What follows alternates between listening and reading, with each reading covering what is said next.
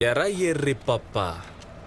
ఎటువంటి కష్టం పడకుండా అసలు ఏ క్వాలిఫికేషన్ లేకపోయినా మీ నాన్న ఉన్నోడనే ఒకే ఒక కారణంతో చెమట కూడా పట్టకుండా స్ట్రైట్గా ఎండి చైర్లో కూర్చున్న నీకేంత పొగరుంటే